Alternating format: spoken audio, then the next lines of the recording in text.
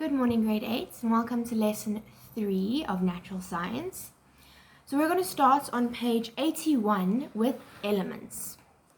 So we already know from our previous lessons that elements are pure substances because they are only made out of one type of atom. So they can be combined in different ways, they're listed in the periodic table, but they cannot be broken down. So we get diatomic elements, which appear in nature as two atoms fused together. So, as you can see on page 81 and in your notes, they appear like that. So, there's very specific elements that are like this, and there's only 7. There's only 7 diatomic elements out of all the elements in the periodic table. So, a diatomic molecule is a molecule that consists of 2 atoms. A diatomic molecule, diatomic elements. So they are hydrogen, nitrogen, oxygen, fluorine, chlorine, bromine, and iodine. That is why we write H2 with a little 2 instead of H, or O2 instead of O, because there are 2 atoms in the diatomic molecule.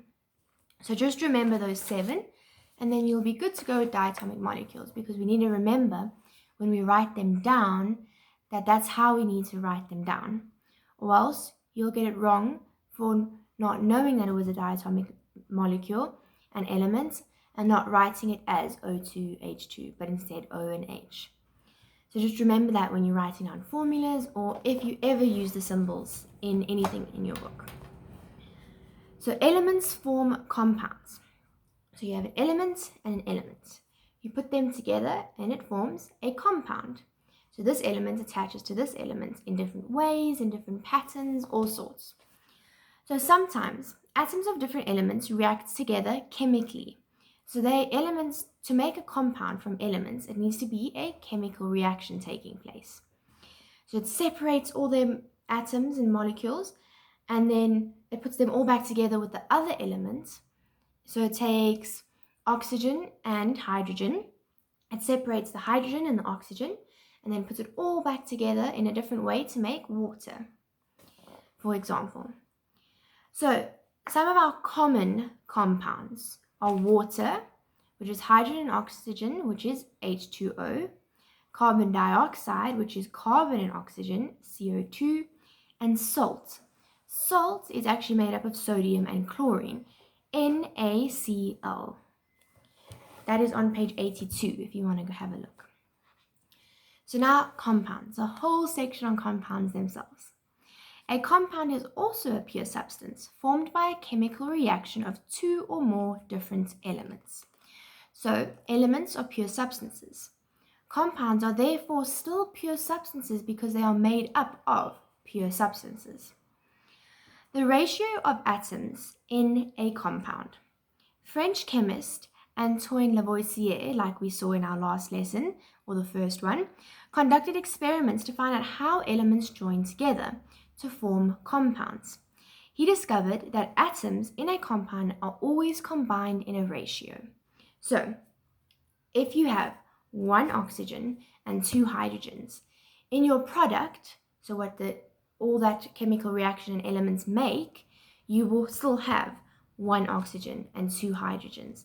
If you add in more, you'll still have a ratio of 1 oxygens to 2 hydrogens on both sides of the equal signs. So chemical bonds and chemical reactions. The atoms in molecules are held together by chemical bonds. These are very strong. So if you have a bond with, let's say, for instance, Caitlin and her guinea pig, they have a strong bond. It's not easily broken. A chemical bond is a strong force of attraction that holds atoms together. So this atom really loves this atom. So they have a bond that holds them together strong. A compound is formed by chemical reactions. When this happens, the elements happening undergo a chemical reaction. The chemical bonds in these elements will break. So like I explained in just before, the bonds will break in the oxygen and the hydrogen, and they'll rearrange at the end to form water. So decomposing compounds. Now we know how to make compounds. That's with a chemical reaction, where they break apart and they join back together differently, so that all of a sudden hydrogen and oxygen become water. Now we have decomposing compounds. Decompose, I don't know if you guys know what that means, but decompose is when something, it's like when an animal decomposes in the earth. It like goes apart. Its molecules and atoms go into the land, and it is eaten by all the little ants, and it is broken down. Decompose, broken down. There we go. Compounds consist of different elements, so we can break a compound down, unlike we can't break an element down. Compounds are formed by chemical reactions, so we need a chemical reaction to break them down. And that makes sense because if we're putting them together with a chemical reaction, we need to pull them apart with a chemical reaction. This reaction is called decomposition reaction. The decomposition reaction is the opposite to what happens when a compound is formed. So we have two ways to break down a compound, two chemical reactions. The first one is electrolysis, which is a chemical reaction in which an electrical current is used to decompose a compound. So it works by connecting two electrodes made up of graphite to a battery.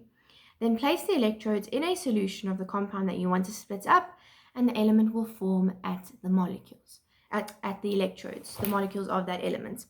Page 85, there is an example, but you just need, the main part of this is you need to know that the two ways of breaking down a compound is electrolysis and now heat. So heat is called, heating as a way to break down compounds is called thermal decomposition, a chemical reaction in which heat is used to decompose a compound. So thermal decomposition uses heat energy to split up a compound into its elements. So we know we build up compounds with a chemical reaction. We need to break them apart with another chemical reaction. And this type of chemical reaction is called a decomposition reaction.